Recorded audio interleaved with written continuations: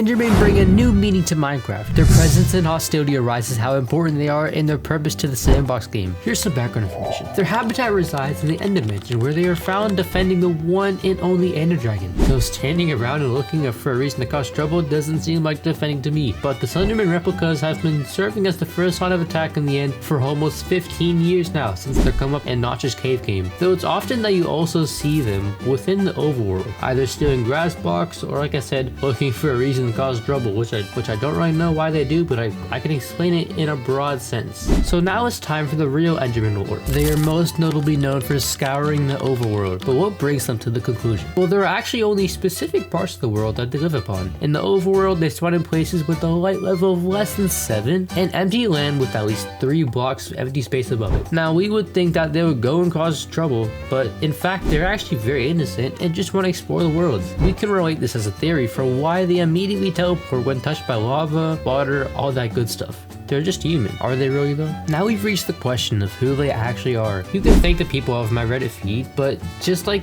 every creepypasta, notably here, Brian, there are people behind those skins with emotion. Do you see where I'm going with this? The Enderman used to be a person, like how they're picking up blocks and just wandering around, though even a ghast does that, so it's not really a human action. Though they're just regular humans that probably just had an incident in the end where maybe the rich purple light blinded them. This can prove why their eyes are purple, but I mean, that could be their ender pearl as part of them when they drop them when they're dead, if that makes any sense whatsoever. Although we'd like to think they're so scarred by the end that they're logically just part of it. And they're probably just brainwashed too in the same repetitive cycle of being a mob. As for why they're so tall, they could just be naturally tall, we don't know. And they could have had tragedies over their lifetime that they sustained damaged skin, later evolving into Enderman. And that's my theory at least. Now is my time to ask, why would such a creature protect such another dangerous creature? As we know, the Ender Dragon is just a mother caring for their kids, aka the dragon egg. So they have people also helping to defend. Why would they let anyone freely provoke their egg and steal it? That just makes no sense. A line of defense like Enderman only makes sense, although they are very insecure if they're willing to attack their boss when the time comes. It's almost like they're forced to cooperate with their boss's orders. And like I said earlier, they're brainwashed, so they only have one mechanism, and that's harassing everyone around them,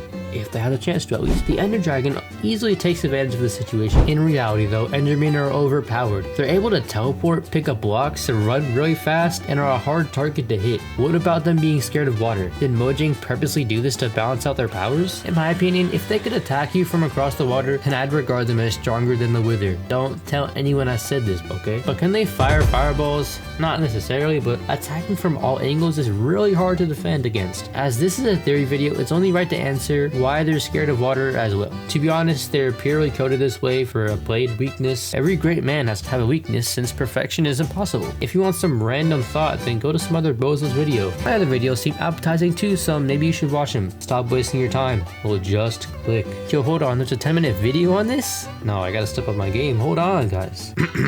Today, we're gonna figure out the deep mystery of the Enderman's hatred/fear of water. So we have to critically analyze the phenomenon that haunts Minecraft's true fan. On November 3rd, 1863, they were diagnosed with scared of water phobia. Yeah, it's quite boring, right? Would you rather have the truth or someone have a made-up lie? Well, I guess for YouTube it actually makes sense to have a made-up lie because it gets more views, and I would watch it to be honest. But anyway, subscribe and bye.